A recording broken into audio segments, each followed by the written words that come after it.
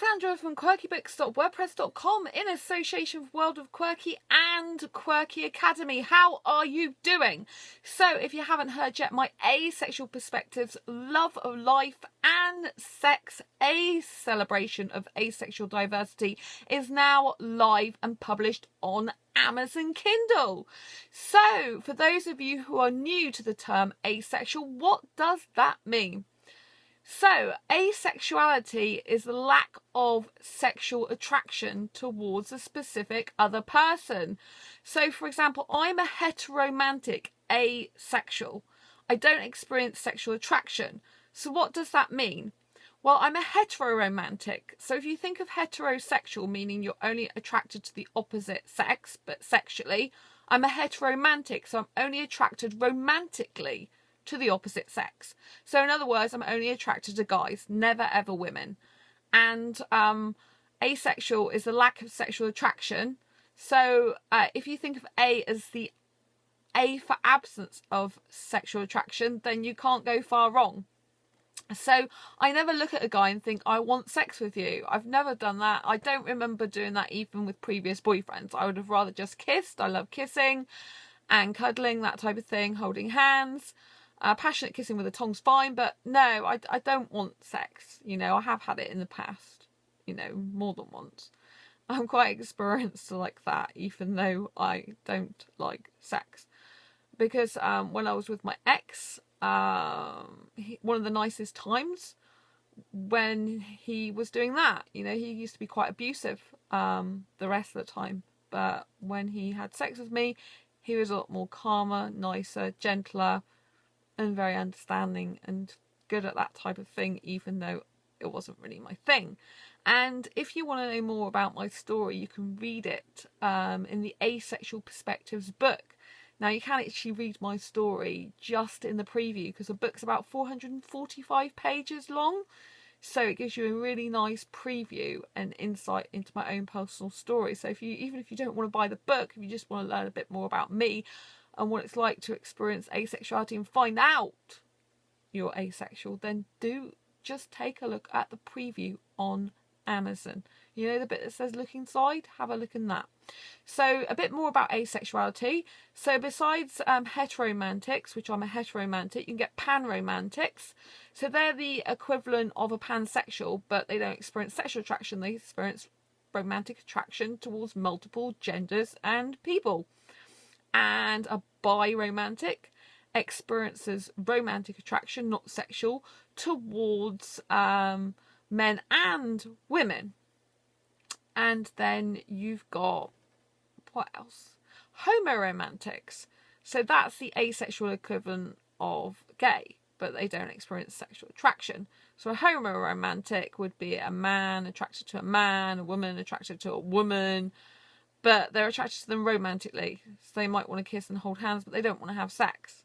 And then you've got aromantics. Now you can get aromantic sexuals and you can get aromantic asexuals. Aromantic sexuals are when they don't really experience romantic attraction, but they still experience sexual attraction. So they'd want to have sex, but they're not that bothered about all the romance that usually goes with it. And for an aromantic asexual, they don't experience romantic or sexual attraction. So for aromantic asexual, if they're in a relationship, it'd be more like a platonic relationship that would be a bit more closer than a platonic friend. So they might want to hug their partner, for example, which they might not do with a friend. So their hug, in effect, would be equivalent to my kissing, and my kissing, in effect, would be equivalent to someone who was being sexual and having sex. So it's different levels of intimacy. So aromantics might like to cuddle a bit in bed, some do. So, you know, and again, they might not do that with their friends, but with their partner they might. So there's a very subtle difference with them between friendship and a relationship. And then there's loads of other parts of the spectrum. There's demisexual, which they are actually sexual, but they only experience sexual attraction when a strong emotional bond has been formed with their partner, a deep, strong emotional bond. Otherwise, they'll just think of them as like a mate, a friend. But they still fall in the asexual spectrum because they still have that lack of sexual attraction unless they form that deep emotional bond. And grey asexuals, grey sexuals and grey A's, they fall on the asexual spectrum too. Now the grey A's, the grey sexuals and grey asexuals, along with the demisexuals, are on the other side of the asexual spectrum. So you've got like aromantics, romantics, and then the ones that are least likely to have so many characteristics of asexuality, if you like, are down at the lower end here. So the demisexuals, because they're actually sexual, but they can only be sexual if they form that strong emotional bond. If you like, they're sort of low down on the spectrum, going more away towards asexuality. And if you like the pure asexuals, the ones that don't experience any sexual attraction whatsoever, they're sort of at the top end. And then you can get grey romantics as well, which is someone in between aromantic and romantic. So I don't want to blow your mind with all this. However, in my book, I do redefine the grey A category. So grey sexuals, grey asexuals and grey A's normally come under the exact same part of the spectrum. They're all grouped together. I have grey areas because I like very passionate kissing and to feel naturally excited through that. But I don't experience any sexual attraction, not infrequently, not a little bit, and not enough to act on it, and not enough to want to act on it.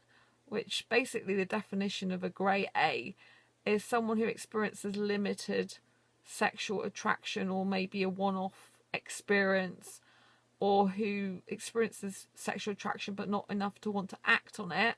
But I don't experience any of that. But I have grey areas because, you know, if I'm passionately kissing a guy, very, very close with my body intertwined with them, then it can blur the boundaries of sexual and asexual in terms of behaviour. But just because I may be exhibiting behaviour that's associated with being sexual doesn't mean to say I am not asexual, because I am, because I don't experience sexual attraction, so I still don't want the sex. I hope that's cleared everything up for you. I hope that's given you a really good foundation and introduction to asexuality. In the meantime, check out my website for asexuals, asexualize.com. I will put the link down below. Check out my book on Amazon. The links will go down below. And don't forget to share this video, give a thumbs up if you like it, and please subscribe. Until next time, embrace your quirky and each other, and I'll see you soon. Bye bye.